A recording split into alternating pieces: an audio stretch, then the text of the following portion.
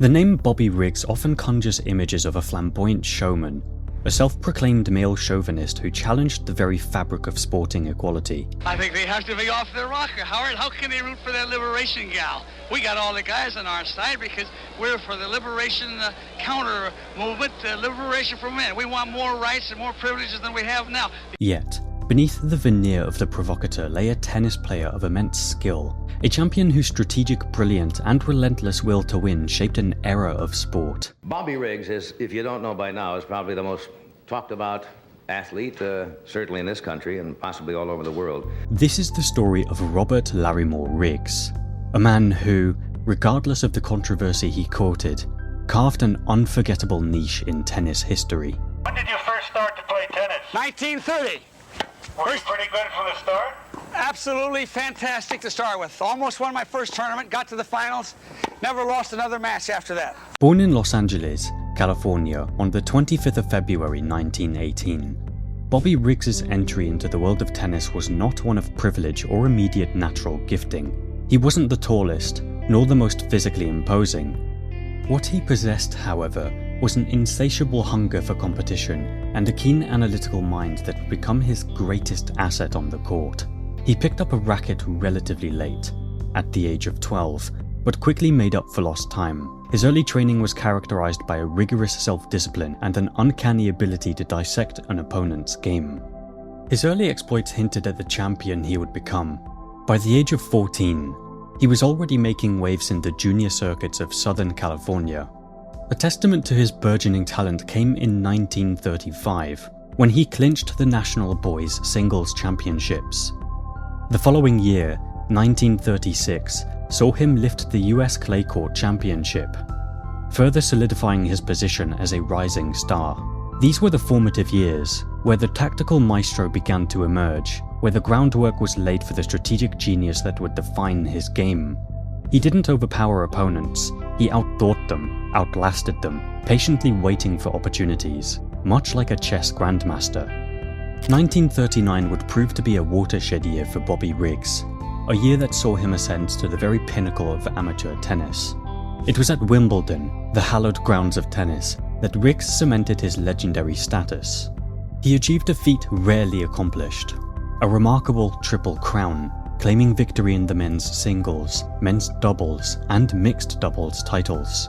This was a demonstration of his all-round game, his versatility, and his unwavering nerve under pressure. The sheer dominance he displayed that year at Wimbledon was astonishing. His singles victory was particularly noteworthy, solidifying his claim as the world's #1 amateur player.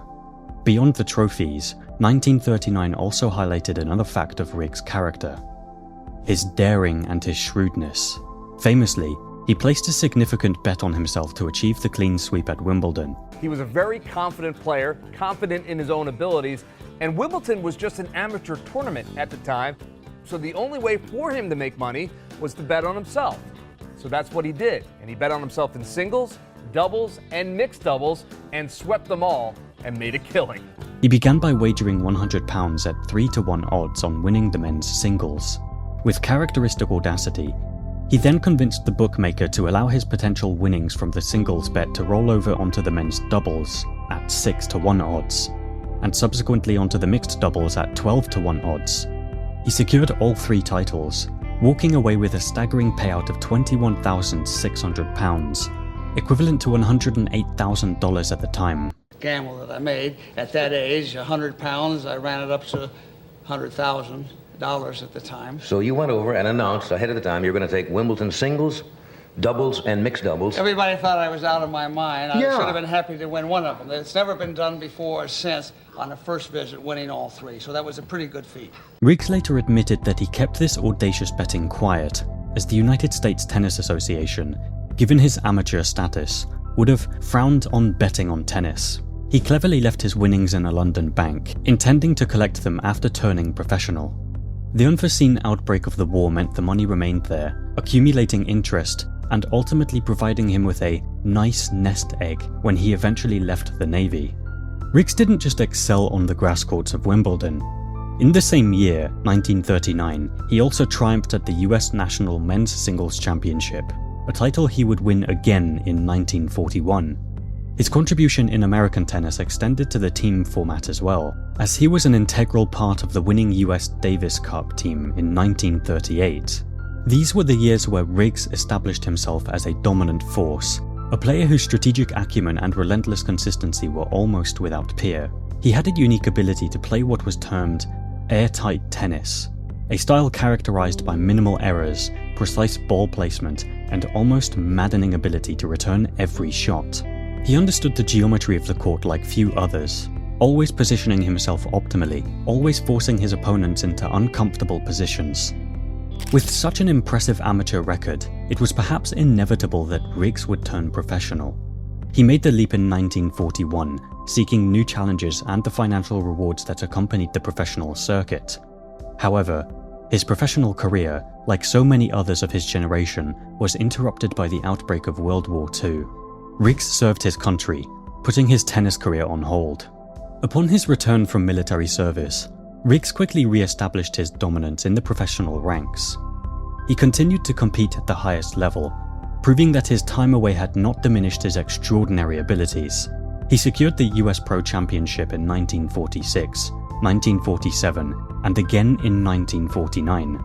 These victories often came at the expense of Don Budge, another tennis giant of the era, highlighting Riggs' ability to consistently defeat the best. Tennis fans the world over hail Donald Budge and Bobby Riggs as two of the greatest exponents of the game.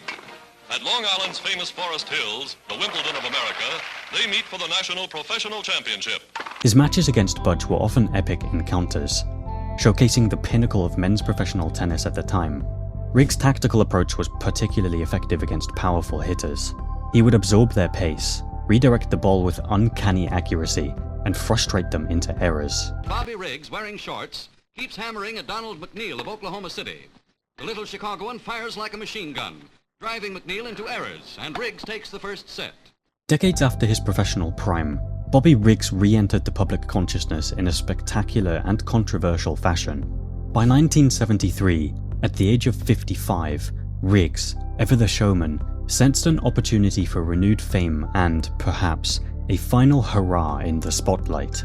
She said after that match, my goodness, Margaret let us girls, us women, down all over the world. She says, I didn't want to play that, Riggs. I did everything I could do to get out of the match. He began to make pronouncements, audacious and often inflammatory, about the perceived superiority of men's tennis over women's.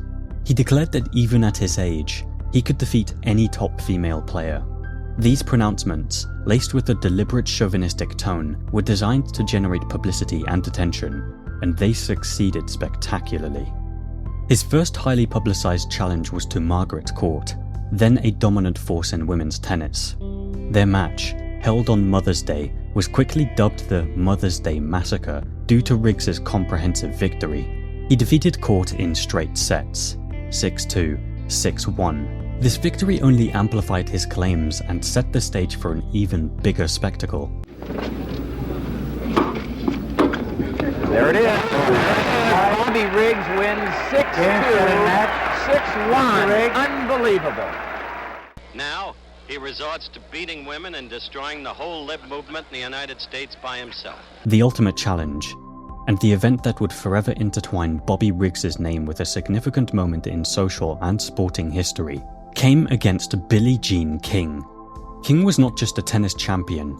She was a fervent advocate for women's rights and equality, a powerful voice for change. It's every human being, man or woman, having equal opportunity. That's it. The stage was set for the Battle of the Sexes, a contest that transcended mere sport. It was, for many, a symbolic clash between traditional gender roles and the burgeoning feminist movement. Well, I think it's going to be pretty close. I think that if I had to bet money, I would bet on Bobby Riggs. Well, I think Bobby must start in as the favorite of the match. I think Riggs will win. I think probably Bobby Riggs will win it, but I think it's going to be a very exciting close match. The match took place on the 20th of September, 1973, in the colossal Houston Astrodome. The atmosphere was electric. Over 30,000 spectators filled the stadium, and a massive global television audience tuned in, eager to witness what was more than just a tennis match. It was a cultural event. It's hard to believe, but probably more than 30,000 people are in this arena for an all-time record tennis audience anywhere in the world. Riggs, in true showman fashion, made a great entrance, carried in on a rickshaw surrounded by scantily clad women. King, for her part, made an equally impactful entrance, carried in like Cleopatra on a litter by 4 muscular men. The pre-match banter and media circus had been intense. Riggs had proclaimed, "I'm not a male chauvinist, but I believe men are superior to women on the tennis court."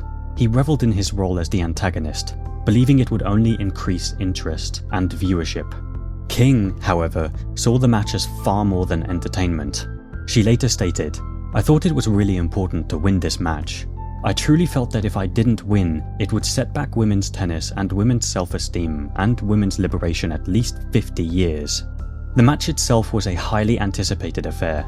Riggs, despite his age, employed his characteristic tactical game, aiming to exploit what he perceived as King's weaknesses. Great shot by Billie Jean, half volley. She also is master of the half volley and the little drop shots and things. Jean, even though she hasn't been around as long as Bobby, she still is doing pretty good. However, King was prepared. She had meticulously studied his game, understanding his reliance on slices, lobs, and drop shots. She counteracted his strategies with powerful ground strokes, relentless retrieving, and an unwavering mental fortitude. The pressure on both players was immense, but it was King who rose to the occasion. She defeated Riggs in 3 sets, 6-4, 6-3, 6-3. And it's been a night, I think, that was not expected by most. The victory for King was more than just a win in a tennis match. It was a resounding triumph for women's sports and for the broader movement for gender equality. The match became a cultural phenomenon, and the moment that resonated far beyond the confines of the tennis court. Riggs, despite his loss, played his part in this historic event, even if his motivations were primarily to entertain and earn. Bobby Riggs's influence on tennis was recognized long before his famous showdown with King. He was inducted into the International Tennis Hall of Fame in 1967, an acknowledgement of his exceptional career as a player, his tactical brilliance, his unwavering focus, and his ability to win on various surfaces secured his place among the greats. In his later years, Riggs, ever the fighter, faced a new challenge: prostate cancer. He used his platform to raise awareness for the disease, founding the Bobby Riggs Tennis Museum Foundation in 1994, dedicated to promoting understanding and early detection of prostate cancer. It was a poignant turn for a man who had spent so much of his life in the public eye, now dedicating his efforts to a cause that touched him personally. Bobby Riggs passed away on the 25th of October, 1995. His legacy is a complex tapestry.